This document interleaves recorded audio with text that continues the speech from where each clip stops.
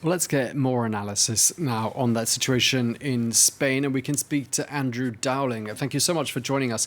You're a senior lecturer in Hispanic studies at Cardiff University. Let me start by asking you this.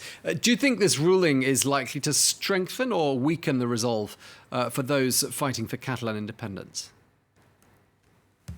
Well, I think we've had an indication today that if you want, we've been in a kind of hiatus for a long time, but the situation is pretty bad in general terms.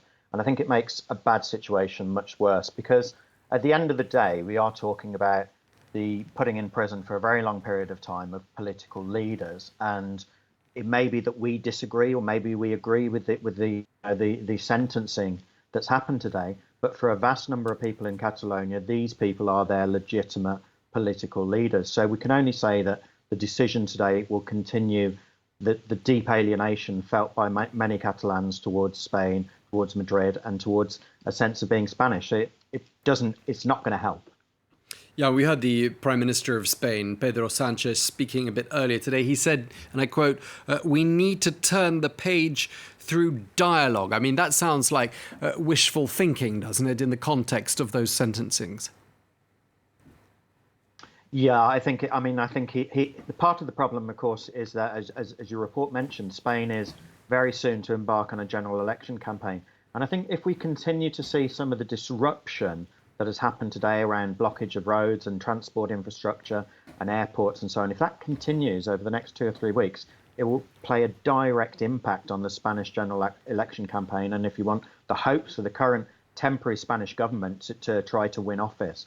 And it would play into, for example, Spanish conservatives will start to be strongly critical of Pedro Sánchez because he's being seen as too soft towards Catalan independence, whilst at the same time, obviously, we're seeing deep alienation in Catalonia, and that could produce a strong electoral motivation in Catalonia as well to get strong support for the parliament in Madrid. And we should remember that we haven't had a majority government in Spain since June 2016. So it really has potential to continue to make governing Spain quite complicated.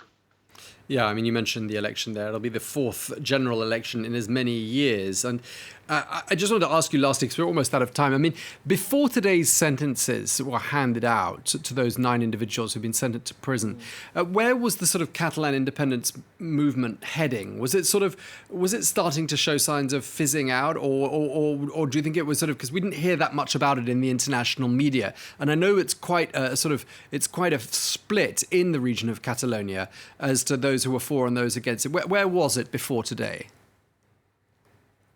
Well, I think we can rightly say that, until today, it's been kind of stalled. It's been trying to recover really from the attempted break in the autumn of 2017, and it's been gradually attempting to come to terms with that. It's been split tactically about how to kind of relaunch the movement. But I think what has happened today, is a strong sense of unity again around Catalan independence and a real sense of, if you want, a kind of collective grievance. And I think the other thing is that many people in Catalonia who are opposed to independence equally feel that these sentences are very strong. And as I mentioned earlier, this is putting away political representatives. And they do not feel that that is a legitimate decision made on the part of the legal authorities.